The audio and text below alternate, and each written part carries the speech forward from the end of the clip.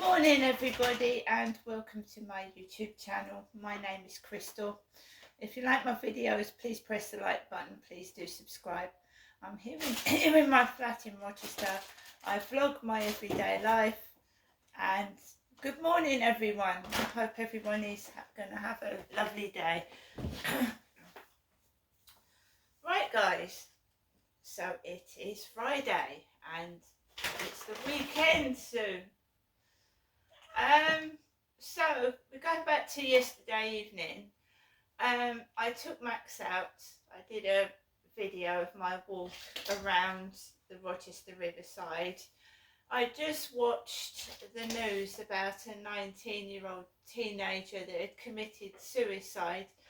Not recently. They were just talking about this 19-year-old lad that had committed suicide because he'd been taking his own drugs.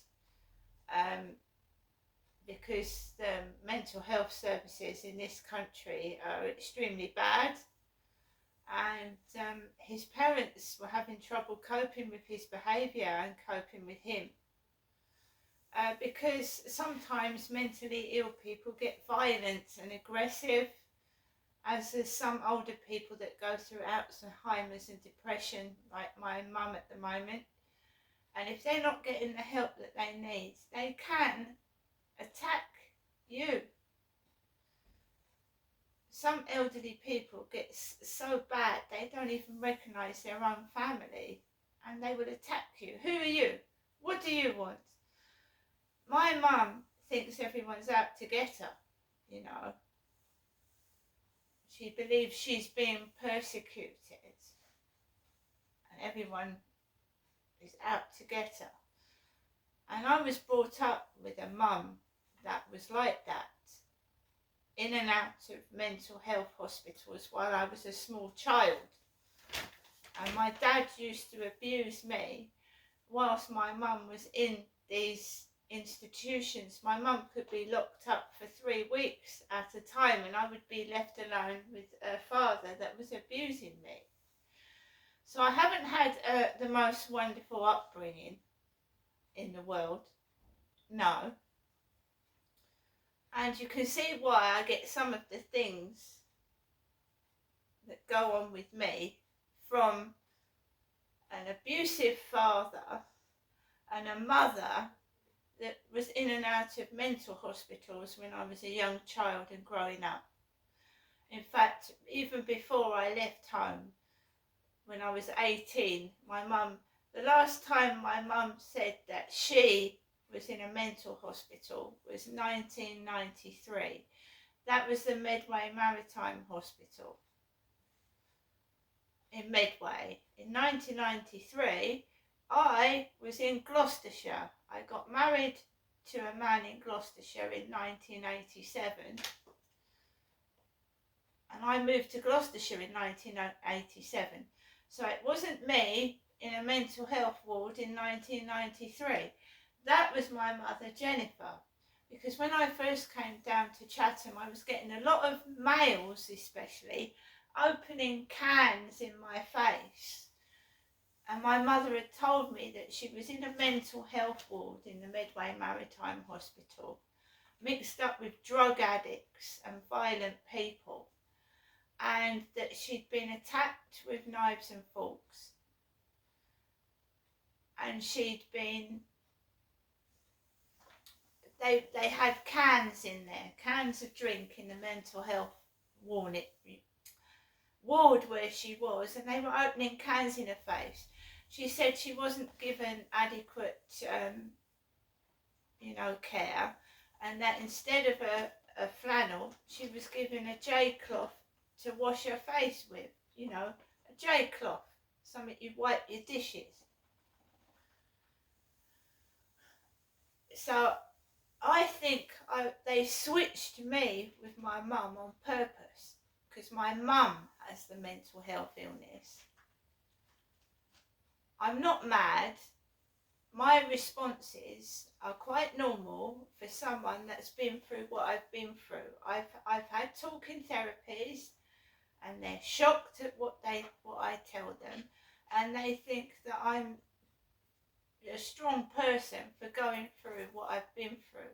And I'm still going through it now because people don't believe me. My dad was a witness, even though what he was doing to me, he was a witness, and he's now dead. So he can't say he took me to these places and abused me because he's dead. And he never apologised and he never told the truth. He thought it was funny. He had a mental health illness himself. He tried to set fire to his parents' house when he was a boy. There's no mental health care in this country at all. You don't know who you're stood next to, do you? You don't know. There is no mental health care in this country. There isn't. So as a young child, I was abused by my father. Every time my mother went out, every time she went into a hospital, he was abusing me. I had no help, no one to talk to, and I've got through to the age I am through my own self-resilience, my own strength, and I've never given up. And I don't want other children to go what I've been through, because it does affect you as an adult. It affects your relationships, it affects your mindset, it affects your everyday life when you're an adult. You're still a child, you're trapped in a child's body. You haven't been able to grow up and develop properly. I do act younger than I am because of that. And I just wanted to tell people that. Alexa, good morning. Good morning and happy birthday to Hayao Miyazaki, born this day in 1941. The founder of Studio Ghibli and creator of films such as Spirited Away and Princess Mononoke. He is regarded as one of the greatest animated filmmakers in history. Alexa, what's the time, please? Good morning, Crystal. It's 9:10 a.m. Alexa, what's the date today? It's Friday the 5th of January. Alexa, what's the weather like? Right now in Rochester, it's 5 degrees Celsius with cloudy skies. Today's forecast has showers, with a high of 6 degrees and a low of 3 degrees. Alexa, can you tell me a joke? What did the shy pebble wish? Just that she'd be a little bolder. Alexa, whose birthday is it today? Today's famous birthdays include American actor, filmmaker and singer Bradley Cooper, Japanese animator, film director, and mangaka Hayao Miyazaki, Walker Scobell, British model, actress and singer Suki Waterhouse, and Indian film actress and model Deepika Padukone. Right, guys, so the Jeffrey Epstein files came out Wednesday, and it's named a lot of people on there, some of whom are completely innocent, and are just named as associates of Jeffrey Epstein, who've gone on plane flights associated with Jeffrey Epstein. And one of these people is Stephen Hawking. You know, I grew up with Stephen Hawking years. That guy, that intelligent guy in the wheelchair. He was even on South Park. They animated him. You know, he had motor neuron disease. And, you know, we don't want to make fun of abuse, do we? But everybody's laughing. Comedians are cracking jokes about Stephen Hawking at Jeffrey Epstein's orgies. And abuse is not funny. It's not funny. The women that have been abused should be getting help. And it's just turning into a complete joke. And that's not what abuse is. It's not funny. Right? It isn't. I'm trying to help people come forward and tell their story, and because I mean, I was born in the 60s. I was being abused in the 70s and 80s. And people don't want to talk about it. They want to push it under the carpet. It's dirty. It's disgusting. Well, what about the victim? You know, has to hide it and carry on with their life. You know, when I got married, before I got married, I told my boyfriend what my father had done. I mean, what I've been through is awful. What other people are going through right now is awful. But it's still not recognised, is it? Some people think it's a joke. It's not funny when you're a 10-year-old child fighting off a 6'2" bloke who's trying to rip your underwear off and do despicable things to you. And you are alone in that flat with no adult help or support. And that went on for years and years. My childhood was ruined. Every relationship I've had has been ruined. I don't trust people. I don't trust anybody. You only have one life. You only are on this planet once. And my father ruined my whole life. It affects my life right up to this day, even though he died 2 years ago. Derek did. The police covered it up. Several times I would report what he'd done. They would come out like, what do you want us to do about it? When I was 16, I reported the abuse to a doctor. A bald-headed black man accused me of encouraging my father to do it. Encouraging him. And I was wearing cardigans and coats in summer and long skirts. So I was encouraging my dad that way, was I? It scars you. It stops you developing properly. My relationships got fucked up because I thought I had to please men, you know, please them, not be their slave, but just keep making them happy. Because every time my dad was cross, he used to hit me or my mum, lose his temper, and be horrible. So you become somebody that tries to please men to stop them losing their temper. And they take advantage of you. And they treat you like a mug. And they hit you about.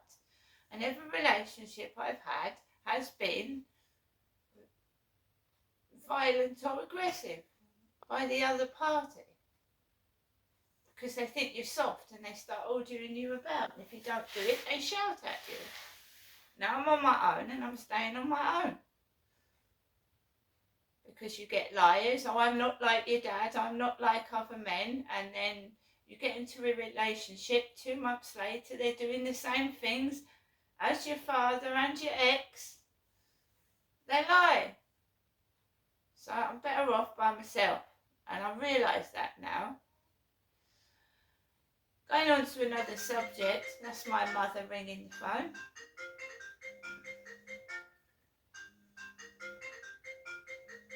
Let it ring.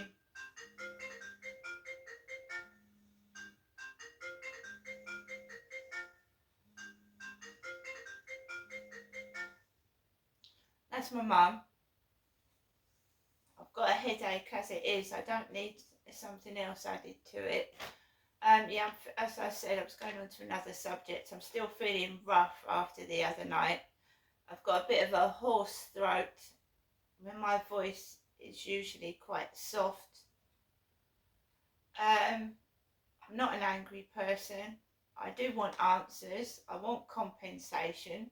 But as in everybody else's case that tries to find out why the hell the police covered up what my father was doing to me, I don't honestly know.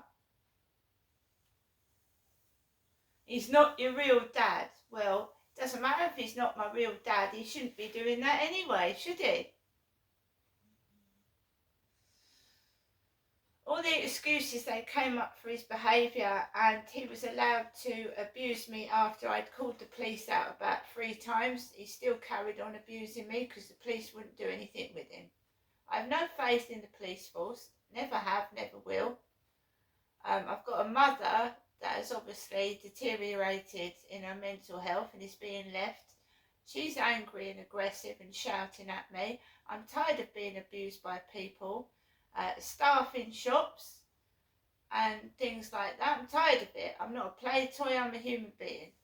It's as simple as that.